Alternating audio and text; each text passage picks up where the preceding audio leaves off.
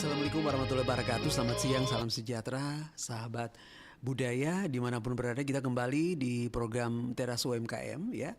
Ini mengangkat tema resep tangguh, inovasi kuliner Hafizah dan Jua Aliyah di tengah gejolak ekonomi global. Saat ini sudah hadir di studio kami sahabat budaya ya. Ini narasumber kami, sahabat baik kami. Beliau Kakak Susilawati selaku owner kedai kue Hafizah dan roti bakar Aliyah. Bener kakak? Ya. Oke, kakak Uci ya? Ya. Kakak Uci. Sahabat budaya ternyata tangkaan loh di studio. Ini udah ketiga kali kakak ya, udah mampir jalan-jalan ke Perompeteri Makassar. Ya. Kakak boleh kita langsung mulai ya? Boleh. Oke, nah sahabat budaya, ini kan kita berbicara mengenai UMKM ya kakak ya. Nah, boleh kakak cerita awalnya berdiri kedua usaha ini, apa yang membuat akhirnya kakak memilih fokus di bidang bakery dan pastry ini, Tabe? Awalnya saya memulai bisnis kuliner itu sebenarnya secara kebetulan. Boleh dibilang berawal dari kegabutan. Oh. Ya, sebagai ibu rumah tangga mencari kesibukan, buat cemilan untuk anak, suami. Kemudian saya berpikir, kenapa ini tidak jadi ladang untuk cari uang gitu, bisnis. Kemudian mulai buat sampel, difoto, terus dipromosikan di Facebook.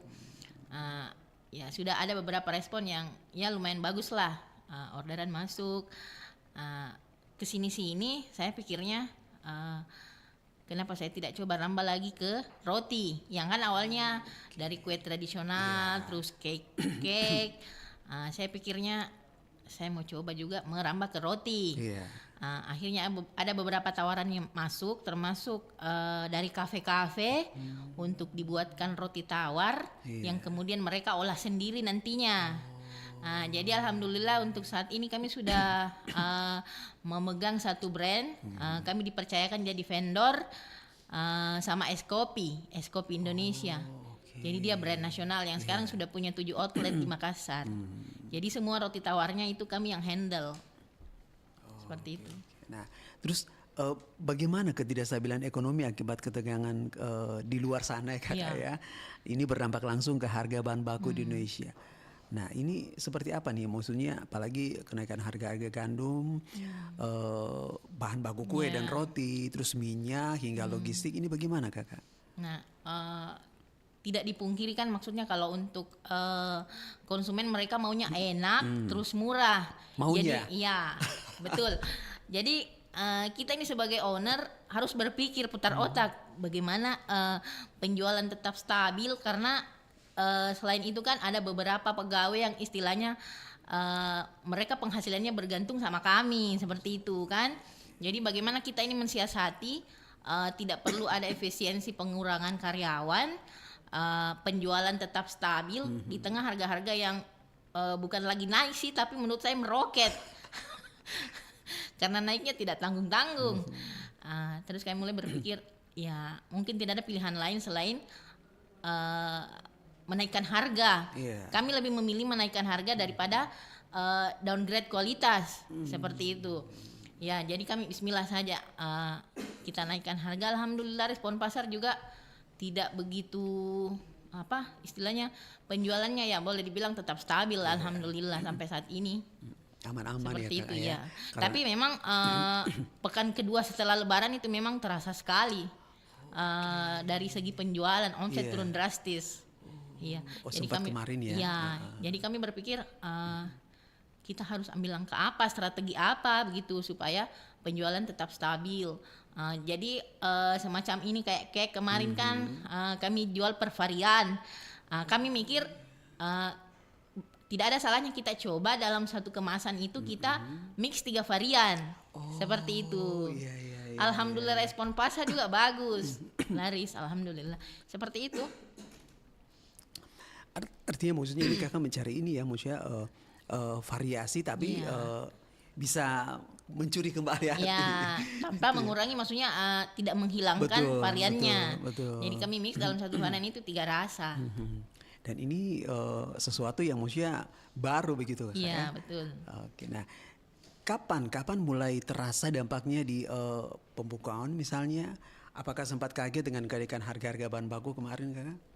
Terasanya itu pas 2 pekan setelah Lebaran. 2 pekan setelah Iya. Lebaran. Kalau sebelum-sebelumnya tidak ya? Alhamdulillah tidak. Oke.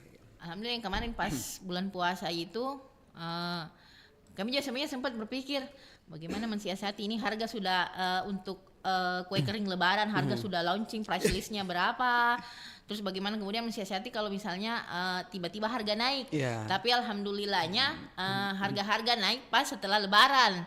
Pekan pertama dan pekan kedua itu terasa sekali kenaikan harganya. Oke. Nah kemudian di tengah berita-berita yang saat ini lagi marak di luar, nah kakak ya, pasti kita khawatir apalagi BBM juga kemarin sempat melambung Iya, cukup jauh ya. Nah sebagai pengusaha roti ini kakak, kekhawatiran utama adalah pasti harga gandum ya, harga bahan baku ya. Nah bagaimana kakak menenangkan diri sehingga akhirnya tetap berfokus untuk berinovasi ini kakak? Iya. Ya kalau saya sih pikirnya seperti itu. Yang harus modal utama salah satunya itu inovasi. Iya. Di tengah kompetitor yang terus bermunculan, kita harus punya ciri khas seperti itu. Supaya tidak tergerus, kita harus terus berinovasi, menciptakan produk yang mungkin diterima sama masyarakat, atau mungkin pada saat launchingnya membuat penasaran, seperti apakah rasanya itu? Maksudnya bagaimana itu anunya? Jadi kita coba menciptakan sesuatu yang berbeda seperti itu, yang punya ciri khas. Jadi di tengah gempuran kompetitor, kita tetap punya ciri khas seperti itu. Dan akhirnya bisa bertahan gitu kakak Iya. ya. Oke. Kakak di awal ini baru sempat kepikiran. Memang sejak dari kecil, memang sejak dari remaja begitu kakak memang sudah suka kuliner, suka masak-masak, bikin kue apa segala macam. Kalau saya pribadi tidak ada background, Oke. tapi dari keluarga memang mama, tante itu semua pintar bikin kue. Cuma kan maksudnya karena sudah beda generasi, Iya. jadi sebelum ke dunia kuliner, sebelum menikah saya sempat di dunia fashion, sempat punya butik. Iya. Jadi sama sekali tidak ada background, istilahnya passionnya di kuliner terutama kue, seperti itu. Yang seperti yang saya bilang tadi, berawal dari kegabutan, trial resep dari YouTube, Instagram, terus kemudian dimodif bagaimana sampai dapat rasa yang pas, kemudian setelah itu baru coba dipromosikan, launching seperti itu. Jadi kalau dibilang background yang pintar masak, bikin kue, sama sekali tidak ada. Otodidak. Otodidak Iya. gitu ya. Nah terus akhirnya pertama kali ketika ditawarkan ke keluarga, ke teman-teman dekat, gimana kakak semuanya terjun, ini istimewa sekali ini. Iya, namanya orang baru merintis, tidak Iya. langsung dikenal. Yang awalnya mungkin berjualan 1-2 biji yang laku per hari. Kue kering mungkin pada saat bulan puasa saya jualnya cuma 1-2 toples yang laku. Kemudian makin kesini makinnya alhamdulillah bisa sampai yang kemarin itu sudah 2.000-an toples yang bulan puasa kemarin. Iya. Seperti itu. Nah waktu di awal-awal merintis karir ini sempat merasa, aduh nanti kedepannya seperti apa ya gitu kakak, sempat merasa seperti itu? Sebenarnya pada saat merintisnya itu saya Iya. belum pernah istilahnya belum kepikiran ke depannya seperti apa. Jalani saja dulu seperti apa pada saat ini. Oke. Iya. Dan akhirnya jadi kalau di total dari awal maksudnya awal sampai di tahun 2006 ini sudah berapa tahun kakak berdiri? 2015 pertengahan 2000 ya, sekitar 10 tahunan lebih lah. 10 tahun yang Hampir lalu. 11 tahun. Iya. Jadi pertama kali awalnya adalah memang sudah langsung kue dengan pastry atau Iya, kue-kue tradisional. oh kue tradisional Iya, dulu. tradisional Makassar. Oke. Iya. Kenapa di awal-awal berdirinya sasarannya adalah kue-kue tradisional kakak? Ya mungkin karena dari background keluarga kan kakak, tante, iya. ibu, taunya bikin kue-kue yang seperti itu. Jadi saya belajar dari mereka. Iya. Terus saya baca pasar juga responnya Saat cukup itu baik. ya? Iya, saat Iya. itu responnya cukup baik dengan kue-kue tradisional, pesan untuk acara akikah, mapetuada, mapaci, ya seperti itu. Kakak mohon izin tadi kan sempat menyinggung juga bahwa akhirnya lebih memilih untuk menaikkan harga dibandingkan harus Mengurangi kualitas. ya ini kan mengurangi. Nah kalau di sempat beberapa waktu kemarin itu kan sempat gencar juga terjadi PHK dan sebagainya gitu kakak. Sempat kepikiran gak waktu itu kakak dengan usahanya? Yang kemarin saya bilang pekan pertama dan kedua setelah Lebaran itu berat sekali. Saya sempat berpikir untuk efisiensi itu mungkin pengurangan karyawan. Iya. Tapi pada saat saya masih istilahnya pikiran dengan hati masih istilahnya berperang bagaimana ini di satu sisi mungkin biaya operasional tidak menutupi pada saat itu yang notabene-nya omsetnya turun. Iya. Terus di sisi lain saya mikirnya pegawai ini bergantung ke saya pemasukannya. Jadi saya berpikirlah bagaimana solusinya. Salah satunya saya pakai jasa influencer. Iya. Saya endorse untuk sebagai ikhtiar mendongkrak kembali penjualan seperti itu. Strateginya mantap ya. Nah, kemudian sempat merasakan ada di posisi ini nggak kakak? Maksudnya, aduh, ini kan maksudnya kan lagian yang seperti ini kan banyak nih kakak, pasarannya kan banyak ya. Betul. Nah, terus bagaimana maksudnya kakak harus berdiri tegak sampai di 2006 dengan ini loh brand saya, cuma saya yang punya. Iya betul. Di tengah gempuran kompetitor yang mungkin istilahnya cuman coba-coba seperti maksudnya pada saat lihat oh ini lagi viral jual A, oh, ini lagi viral jual A. Tapi kalau saya pribadi tidak seperti itu. Meskipun dibilang orang lagi FOMO dengan misalnya satu produk, saya tidak pernah kepikiran mau buat juga produk yang seperti itu. Saya tetap istilahnya mempelajari apakah ini nantinya bakal terus-terusan mereka order atau cuman viral sesaat seperti itu. Makanya saya tetap di koridor yang kayak menjual bolu-bolu, kue tradisional mungkin. Tapi kalau untuk kue tradisional saya batasi sekarang. Misalnya terima untuk acara-acara tertentu yang dalam pemesanan dalam jumlah banyak seperti itu. Karena kan tidak tiap hari lagi seperti dulu karena lebih fokus ke roti. Betul, oke. Nah, berarti memang kan kalau sahabat budaya kue-kue seperti ini kan siapapun suka, segala umur suka. Iya, betul. Nah, berarti memang bidikannya kakak memang ini ya market banget. Segala apalagi roti kan. Betul. Anak-anak, tua, muda semua suka. Mau di kapan saja, di mana betul, saja, ya kan. Bahkan untuk mau cemilan tengah malam pun bisa. masuk juga kakak ya. Oke. Nah, sahabat budaya kakak Uci, kita sejenak dulu sahabat budaya, jangan kemana-mana. Ini semakin seru sekali ya. Nah, sahabat budaya juga kalau yang mau bergabung boleh ya. Ini kita punya ada pertanyaan khusus, nanti bisa gabung di WA ya. Nanti bisa juga diteruskan oleh kakak Uci. Nah, menurut sahabat budaya apa yang bikin usaha kuliner ini bisa bertahan di saat kondisi ekonomi global seperti sekarang ini? Jangan kemana-mana, kita ikuti dulu yang satu ini. Radio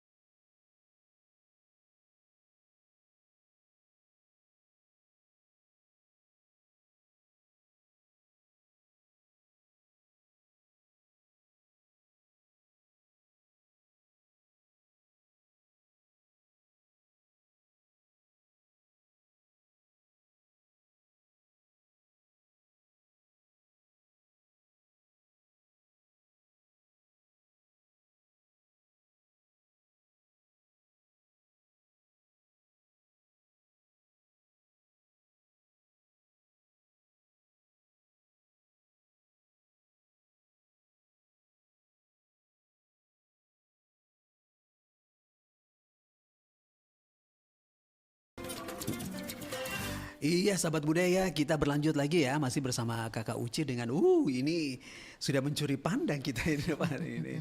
Nah kakak ini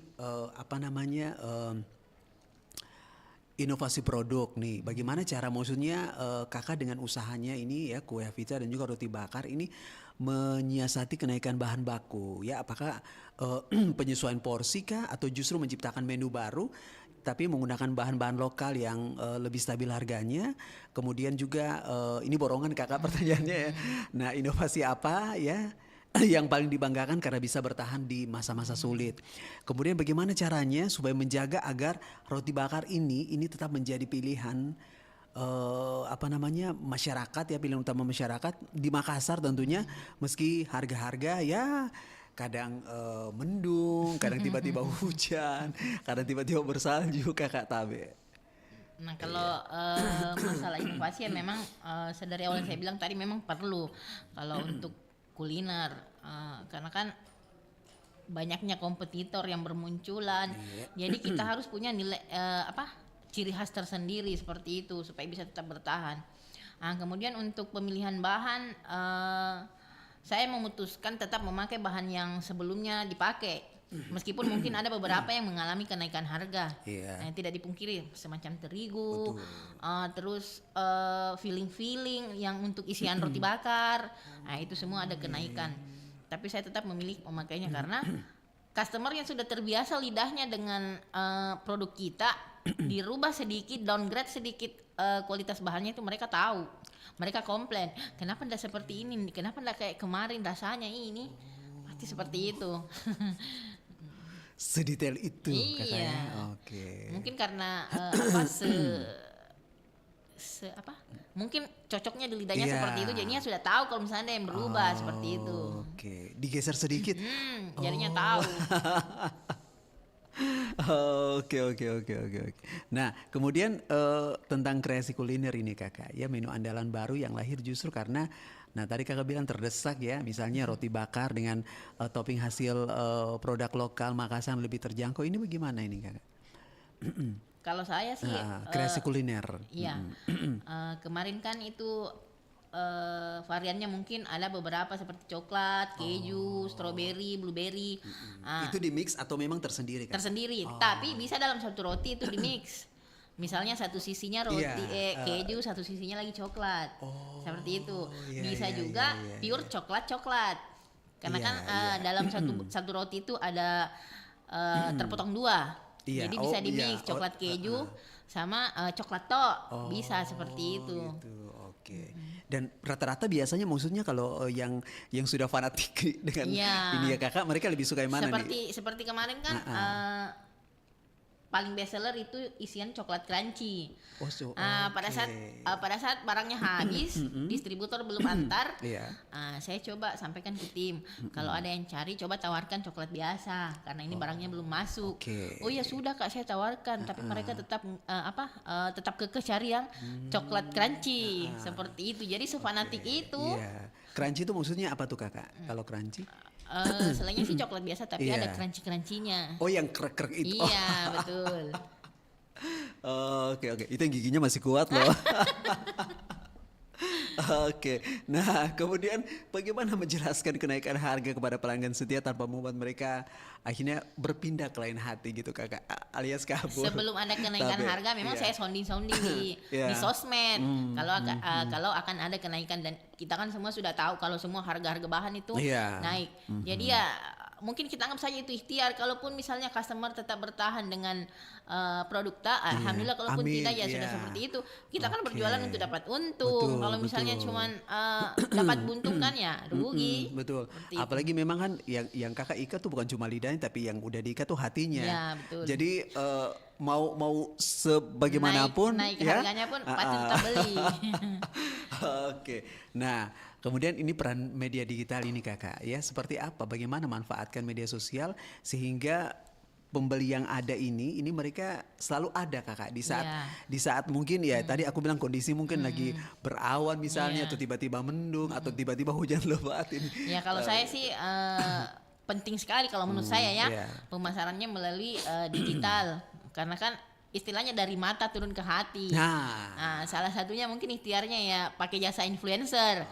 Walaupun begitu kan ada banyak kak istilahnya influencer mempromosikan produk, tapi pada kenyataannya pada saat orang sudah FOMO belanja, mereka kemudian tanggapannya ndak begitu Ji, terlalu berlebihan gitu anunya, mereview. seperti itu kan? Ada.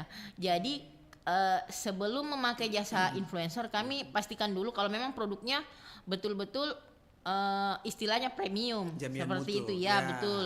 Entah dari segi pemakaian bahan, kemasan, seperti itu. Jadi istilahnya mereka cuman tidak termakan, karena ini influencernya yang iklankan, jadi kayak tertarik sekali orang pada saat dia makan, mungkin terlalu kayak ngiler sekali orang lihat seperti itu. Artinya maksudnya yang dijual memang betul-betul the real gitu Iya, ya. betul. Aslian kakak ya. Diimbangi dengan pemakaian jasa Ya betul, influencer. itu tidak bisa dipungkiri juga. Iya, betul. Nah ini boleh deh kakak dibagikan pesan nih untuk teman-teman di Makassar gitu. Ini kan pasti ada yang masih, kira-kira banyak yang suka dari kira-kira laku ndak ini jualanku ya. Nah, apalagi dengan supaya maksudnya mereka tidak menyerah dengan apa yang sebenarnya mereka rintis. Mungkin orang-orang tertarik bilang, bagus, maju muka. Cuma nggak percaya diri ini kan. Tapi Betul. kakak. Memang segala sesuatunya itu memulainya memang susah. Tapi lebih susah lagi mempertahankan seperti itu. Ada kan orang istilahnya sudah memulai, tapi pada saat di pertengahan jalan entah mungkin namanya jualan kan kadang sepi, kadang rame. Kalau misalnya menjalannya setengah-setengah, pada saat sepi mungkin berhenti mak deh. Sepi. Langsung nggak ada pembeli, kayak langsung down begitu. Nggak bisa. Jiwa pengusaha itu memang harus istilahnya tahan banting. Saya pribadi seperti itu, misalnya penjualan mungkin lagi menurun. Saya putar otak lagi, inovasi apa lagi nih saya lakukan, produk apa yang bisa saya ciptakan lagi ini untuk bisa menarik kembali perhatiannya customer seperti itu. Terus kemudian namanya usaha kan pasti ada kompetitor. Nah, di tengah gumpuran kompetitor ini bagaimana supaya kita bisa tetap bertahan? Mungkin menciptakan misalnya pada saat brand tak disebut kedai kue Hafisa, itu enak kita kuenya, itu enak kita rotinya. Bagaimana supaya kepercayaan masyarakat kalau produk kita ini bagus, tetap seperti itu, tidak berkurang kepercayaannya akan produk tak seperti itu. Kadang-kadang, nah itu tadi kakak udah penguatan itu sahabat budaya bahwa ketika tiba-tiba baru rasa sentilan dikit aja, jangan dipale deh gitu. Sementara maksudnya yang kalau memang memang dilahirkan memang untuk ini kakak ya, untuk ini pasti mau sebagian bang naun pasti maju terus gitu. Oke, nah kakak ini ada satu pertanyaan lagi nih, mohon izin. Kalau misalnya aku bilang keberhasilan, kira-kira kakak gimana? Satu kata keberhasilan bagi kakak itu apa? Kalau saya pribadi sebagai mungkin yang usaha kuliner, keberhasilan versi saya itu produkku bisa diterima sama orang yang jadi target pasarku, seperti itu. Oke. Nah, terus maksudnya bekerja dengan tim kakak ya, berarti maksudnya ada pegawai juga kakak ya. Pendekatan seperti apa yang maksudnya kakak buat supaya maksudnya tim ini mereka semakin survive, semakin itu kakak. Tapi mohon izin bisa dibagi tipsnya mungkin yang baru mau naik ini. Kita ini sebagai owner maksudnya untuk membawahi beberapa kepala yang isinya mungkin berbeda-beda memang tidak gampang. Jadi kita harus misalnya dalam satu tim itu ada yang kurang cocok, yang satunya melapornya A, yang satunya melapornya B. Bagaimana ini? Jadi sebagai owner itu tidak serta-merta menelan mentah-mentah apa yang mereka sampaikan. Tetap istilahnya mempelajari, melihat situasi, membaca karakter mereka seperti apa, baru kemudian mencari solusi. Karena pemikiran mereka itu beda-beda. Dalam satu tim itu ada yang mungkin dari genset, ada yang istilahnya mungkin sudah mama-mama. Jadi menyatukan pemikiran mereka itu tidak gampang. Seperti itu. Jadi memang harus istilahnya kita ini netral, tidak memihak. Terus bagaimana kemudian membangun kedekatan biar mereka istilahnya nyaman, tidak ada sekat antara owner atau bos dengan karyawannya seperti itu. Sekarang juga antar karyawan kakak ya. Jadi Menciptakan suasana kerja yang istilahnya kekeluargaan seperti itu. Nah itulah akhirnya bisa bertahan sampai dari 2015 kakak ya. Iya. Berarti kalau dihitung hampir 12 tahun ya. Iya, Wah, 11 tahunan lah. 11 tahunan Iya. kakak ya. Oke, keluarga bagaimana? Memberikan support seperti apa kakak? Alhamdulillah kalau suami sih Iya. awalnya masih setengah-setengah, mungkin karena dipikirnya belum kelihatan hasilnya, istilahnya Iya. belum seperti apa, tapi kesini alhamdulillah sudah full support. Maksudnya bukan apa namanya, bukan jago masak juga, bukan Iya. Iya aja. Oke. Waduh, luar biasa sekali sahabat budaya. Kakak terima kasih ya. Sama-sama. Ini kayaknya harus dicoba ini, kalau nggak coba pasti rugi nih. Nanti aku coba main-main kakak ya. Boleh. Oke, sahabat budaya, terima kasih banyak. Semoga kemarin sudah dihadirkan oleh Kakak Uci ini, menginspirasi kita semua, apalagi yang baru-baru nih, nah tadi Kakak Uci udah bilang bahwa ayo jangan takut ya, kalau memang di awal itu memang sudah fight ya, sudah punya jiwa fight, ayo apapun yang terjadi jangan mundur ya, karena maju terus, karena ya kita nggak tahu apa yang terjadi ke depan kakak ya, kalau kita terus berusaha, apalagi dengan tadi Kakak Uji dengan ikhtiar, dengan jiwa yang baik, dan ini juga menjadi jembatan surgawi juga untuk orang-orang di luar sana. Nah ini pasti Tuhan akan memberikan jalan keluar yang terbaik. Kakak Uci terima kasih. Sama-sama. Ya. Kakak juga terima kasih ya. Oke, sudah bergabung di sini. Semoga sehat untuk semua dan jaya terus UMKM yang ada di Kota Makassar. Assalamualaikum warahmatullahi wabarakatuh.